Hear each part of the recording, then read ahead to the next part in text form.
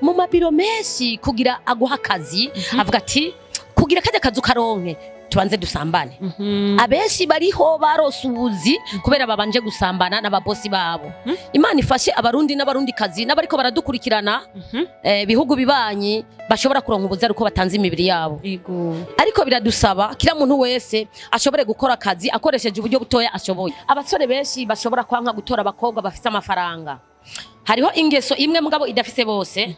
Iyo umugore afite amafaranga menshi cyangwa umukobwa akagira amafaranga menshi, hariho impwemu kimwiteramwo y'ubwibone. Ariko nagira mpanure si bose.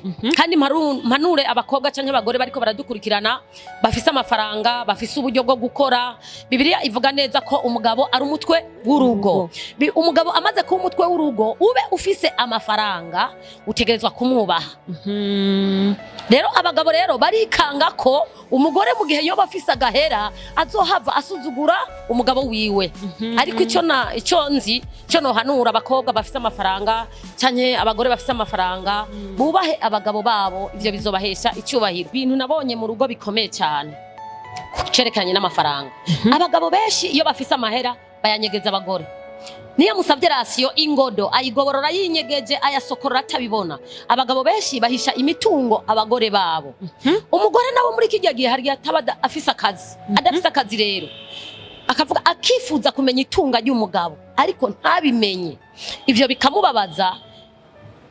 Iyo agomvye kugira icagura mu rugo agasaba asavye umugabo ntamwereka itunga ryose, bizoshika umugabo apfe hari itunga yanyegeje umugore, abana bace babaho nabi.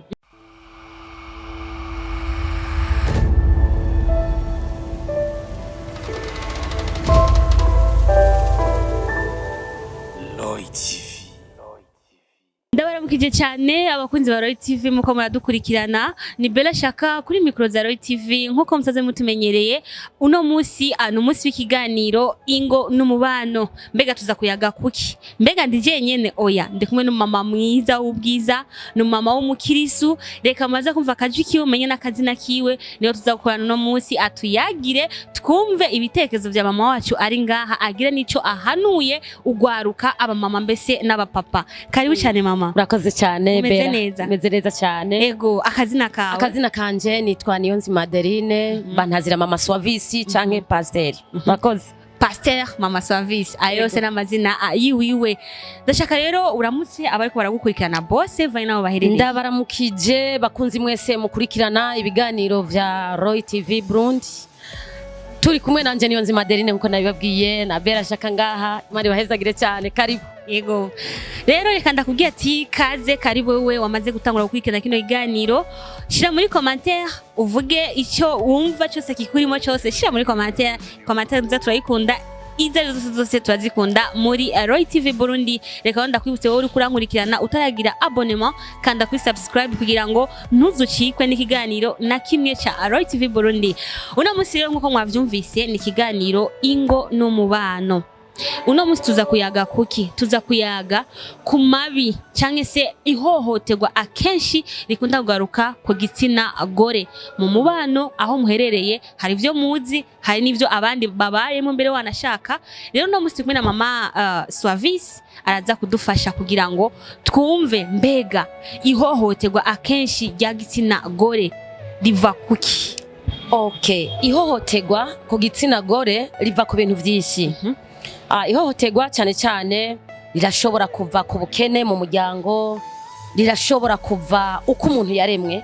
Akarorero mu Burundi canke muri ibi bihugu duhana urubibe, umuntu w'umukobwa canke umugore n'umuntu ashigwa hasi cyane, umengo nta burenganzira afise mu muryango, umengo n'umuntu w'umukobwa havutse umukobwa.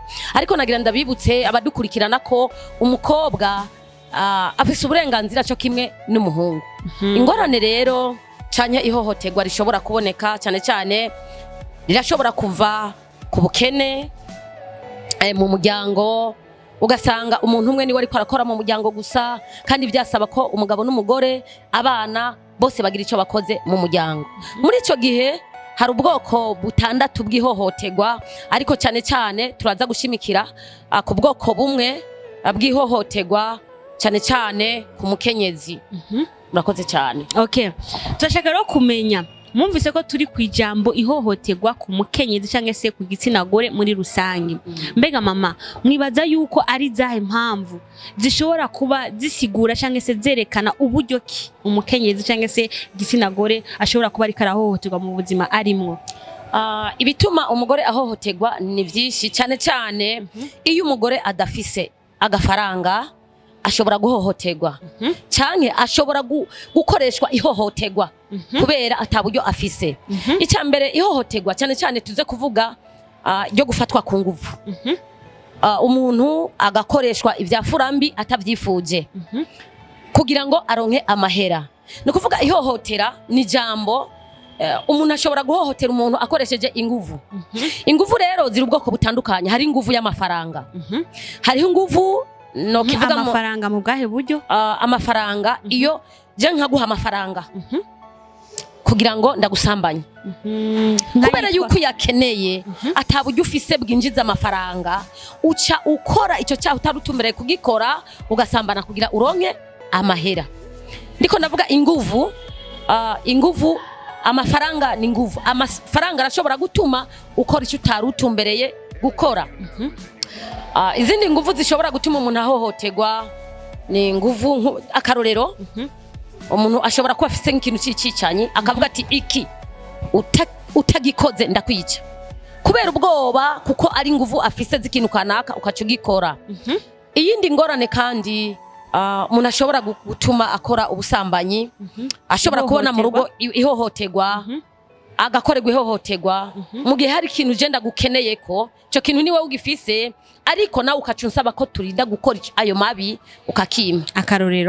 Akarorero nshobora kuba mfise amafaranga nikizehe gishaje nkaca nshaka gusambana na Bera, kubera Bera ata mafaranga afise. Na karorero muga Bera arayafise amafaranga abariko munadukurikirana, Bera arayafise amafaranga na karorero. Amena. Kubera ko Bera atarafise amafaranga, jewe ndikizehe nkaca ndayamuha, nca ndamukoresha ivyo nshaka, kubera amahera yarayakeneye acemera gutanga umubiri wiwe akoreshejwe ivyo adashaka. Ni ihohotera rifatiye ku gafaranga, mvuge gutyo. Aho rero cyo tugaruka nka bamwe usanga akeneye nk'akazi, nk'akarorero akazi, umuntu akeneye akazi no kuvuga ngo ari nk'umigema akeneye nk'akazi, bikaba ngombwa yuko aca sibisa ihohoterwa kugira ngo ndakaguhe. Mu mabiro menshi kugira aguha akazi avuga ati kugira kajya kazu karonke tubanze dusambane. Abenshi bariho barose ubuzi kubera babanje gusambana n'ababosi babo. Imana ifashe abarundi n'abarundi kazi n'abariko baradukurikirana bihugu bibanyi bashobora kuronka ubuzi ariko batanze imibiri yabo. Ariko biradusaba kila muntu wese ashobore gukora akazi akoresheje uburyo butoya ashoboye. Mbega ho tugaruse kwijambo guhohoterwa, tugeze naho mu rugo ku mukenyezi ari mu rugo rwiwe. Ndavuga umukenyezi yubatse ugwiwe abana n'umugabo we, kuko ni umutwe w'amajambo ikiganiro kiravuga giti ingo n'umubano. Tugarakora mu mubano nawo wabamaze gushakana, abubakanye. Mu mubano wabubakanye sanga afise nk'umugore, nashake ko umugore nawe agenda gukora akazi, ngo jya gukora akazi yohurirayo n'abagabo, yoja gukora akazi yosambana. Ariko nagira nibutsa bariko baradukurikirana ko umukenyezi mu rugo ni vyiza ko haguruka agakora ibikorwa binjiza uburyo mu muryango, vyinjiza amafaranga mu muryango. Nimba umugabo ariko arakora akore, ariko n'umugore nawe agira ico yinjije mu muryango. Kirafise ico kimuhesha umugore mu muryango. Icambere bimuhesha icubahiro mu muryango, arakundwa. Umugore akora yinjiza amahera mu muryango, n'umuntu akundwa n'umugabo agakundwa n'ababanyi, kuko si wa wundi yama ateze ibiganza abandi, ahubwo nawe bamutega ibiganza kuko nawe afise ico yinjiza mu muryango. Mbega aho ngaruse kuri iryo jambo ko hariho imisore myinshi cyangwa se abagabo benshi, reka mvuge ku misore cyane cyane, yumva yuko atoshobora kumva yuko yorondera umwigeme yifise, ndavuga afise amafaranga. Wumva ati eka ujya jehobwa nkeneye ujya mwigeme azaba ari munsi yanje, umwenzo shobora nyene sinzi kucu ntaho kuganza utegeka kemera. Mbega bibaza yuko ni kubera iki wowe iyo misore yoba itinya abakobwa byitwa yuko bamaze kugira aho bageze mu buzima? Impamvu impanuro notanga ku bantu bariko baradukurikirana, abasore benshi bashobora kwanka gutora abakobwa bafise amafaranga. Hariho ingeso imwe mugabo idafise bose. Iyo umugore afise amafaranga menshi cyangwa umukobwa akagira amafaranga menshi, hariho impwemu kimwiteramwo y'ubwibone. Ariko nagira mpanure si bose kandi mpanure abakobwa canke abagore bariko baradukurikirana bafise amafaranga bafise uburyo bwo gukora. Bibiliya ivuga neza ko umugabo ari umutwe w'urugo. Umugabo amaze kuba umutwe w'urugo ube ufise amafaranga utegerezwa kumwubaha. Rero abagabo rero barikanga ko umugore mu gihe yoba afise agahera azohava asuzugura umugabo wiwe. Ariko ico nzi cyo no hanura abakobwa bafise amafaranga canke abagore bafise amafaranga bubahe abagabo babo, ivyo bizobahesha icyubahiro. Mbega ko abamama akenshi bari mu ngo dukunze kumva ama histoire atandukanye ko turi kwihohoterwa. Bamwe ngo bagwaye ama depression, abandi bagize ingora zo mu mutwe bivanye n'ibibazo bafise mu rugo. Nkawe mama Swavisi uri mu rugo urubatse, mbega nayahe n'ivyahe bintu ushobora kudoma ko bishobora gukorerwa umukenyezi mu rugo bigatuma agira kuri etape yuko yogira mu mutwe akaba nk'uwosara kubera ibibazo byo mu rugo? Ibintu nabonye mu rugo bikomeye cyane cerekanye n'amafaranga. Abagabo benshi iyo bafise amahera bayanyegeza abagore. Niyo musavye rasiyo ingodo ayigoborora yinyegeje ayasokorora atabibona. Abagabo benshi bahisha imitungo abagore babo. Umugore nawe muri kijya gihe hari atabada afise akazi, adafise akazi rero akavuga akifuza kumenya itunga ry'umugabo ariko ntabimenye. Ivyo bikamubabaza.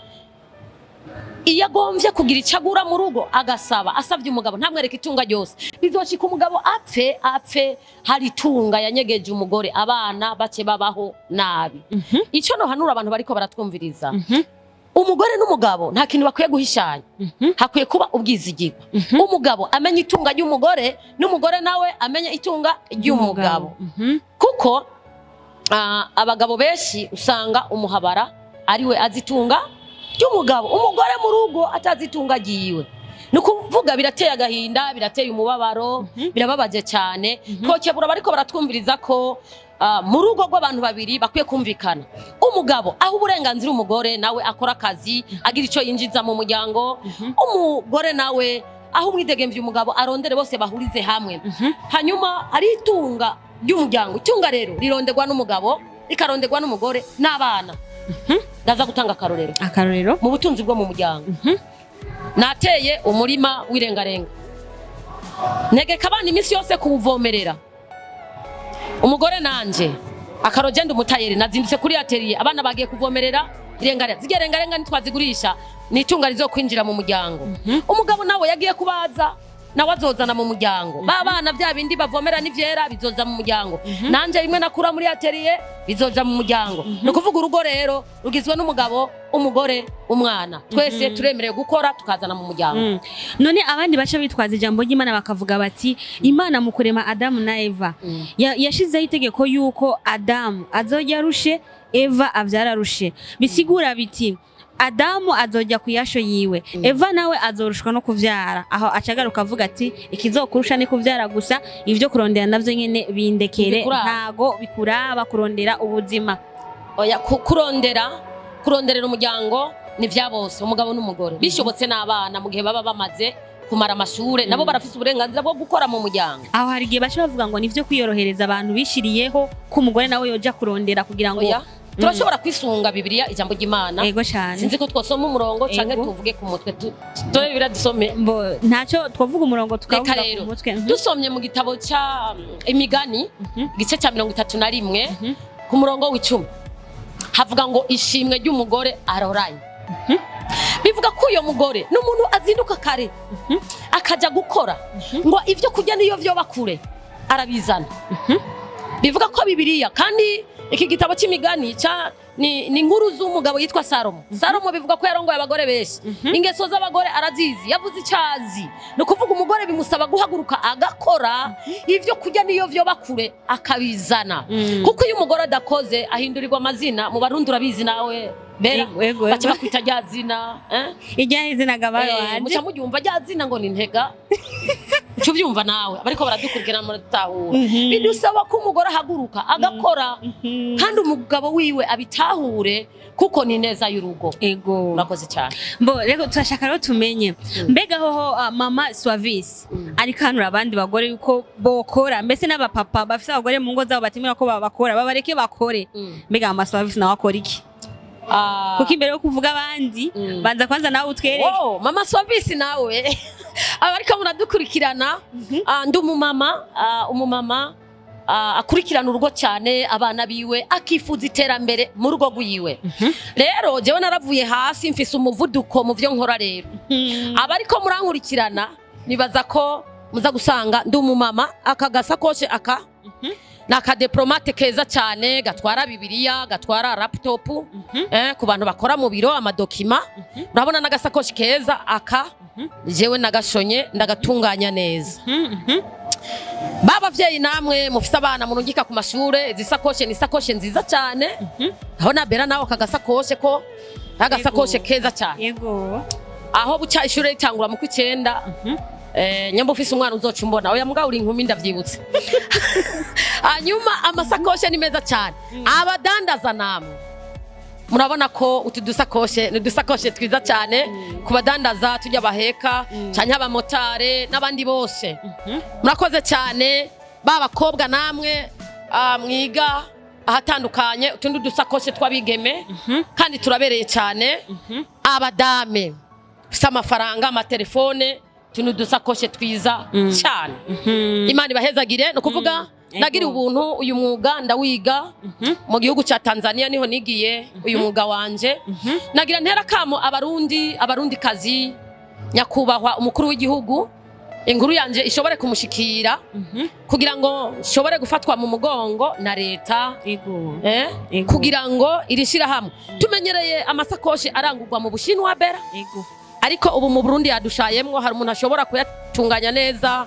Imvura iguye ibirimwo ntibishobora kunyagirwa. No kuvuga ibintu byose bimeze neza cyane. Amasakoshe meza cyane y'abana turabaha ikaze nivyo bikorwa nsanzwe nkora bya misi yose. Murakoze. Ego mbega none nk'umuntu yokwifuza atagasagoshi ndagakeneye nabonye ni keza. Ego yo muronka gute Mama Swavisi? Mama Swavisi nimero yiwe ya telefone ni 62 63 44 34. Murakoze cyane. Abantu mwifuza murashobora kunyakura kuri ako kanimero ka telefone. Keneye amasakoshe meza cyane karibu. Mama Swavisi n'umuntu afise umwete cyane ngira muravyumva n'ukuntu ayaga ari open. Ngira ngo kwe kutabaye umumenyesha makuru. Bwana kuvuga igituma sinagiriwe amahirwe yo kwiga amashure ngo ndayarangize kandi abamenyesha makuru nabona abantu b'imvuzi kandi bazi ubwenge bwinshi cyane nka Bella Shaka. Bakuze muko dukurikirana ni ikiganiro ingo n'umubano. Ndashaka rugira akajambo utekereye nk'impanuro ya gusa impanuro ya nyuma wotekerera aba mama cyangwa se inkumi bakora gukurikirana. Impanuro nshobora gutekerera aba mama inkumi muri ko murankurikirana imisore abagabo tuve hasi dukore kuko gukora niko kazoza kacu keza kejo. Nitwakora tuzoteza imbere igihugu tuzoteza imbere imiryango yacu ntituzoba abantu basegerereza ariko natwe tuzoba bafasha abandi. Nagira ntera kamo aba mama bahaguruke bakore ugira icyo ukoze zibirengarenga kora kuko Imana ihezagira ibikorwa by'intoke zawe. Ijambo ry'Imana rivuga ngo uze witegereza umunyamwete mu vyo akora bene uwo muntu azokorera abami ntazokorera banyarucari. Rero nagira mpanura abantu aba mama va hasi dukore. Abagabo namwe muzibira abagore banyu ngo nibadandaze nibagira ibintu bakora imyuga bakora mubareke bakore kuko gukora ni neza y'umuryango bizoteza imbere umuryango iteza imbere n'igihugu. Birashika umugabo agapfa none apfuye bizogenda gute? Urumva kizoca kiba ikibazo gikomeye cyane. Rero tuve hasi dukore Imana ibahezagire cyane. Murakoze cyane namwe nkumi mwese muve hasi mukore kuko namwe bwibira baraba muri abadame bo muri Future. Reka ndakubise yuko ari Bella Shaka kuri micro za Roy TV mu buhinga bwa kamera ni Elfred Kalfa kadufasha kugira ngo ano ma image abashikire ari wow. Reka twenge dushimire Mama Swavisi ku mpanuro nziza yatekereye ugwaruka aba mama mbese n'abapapa. Twizere yuko wewe wadukurikiranye hari ico byagusigiye. Ndagusavye namba hari ico wakuyemo muri kino kiganiro ushire muri commentaire. Namba ukundi iganiro ingo n'umubano ushire muri commentaire ukaba wumva ko ku mutima wawe hari ico yagwako kuri point ingo n'umubano shira muri commentaire kugira ngo ikiganiro gikurikira ize ndakuzanire uwundi muntu ashobora guha impanuro tubandanye dufatana mu nda duhanurana kugira ngo ibintu bigende neza. Naho butaha rero bye bye. Murakoze bye.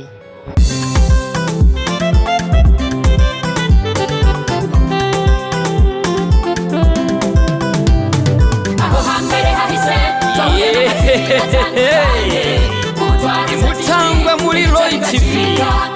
ibi byose tukaba tubikesha umutama w'amateka bita Roy wubahwe icyo utarabona uterekwa no kuramba ngwino unyaragase duhuriye muri Roy TV.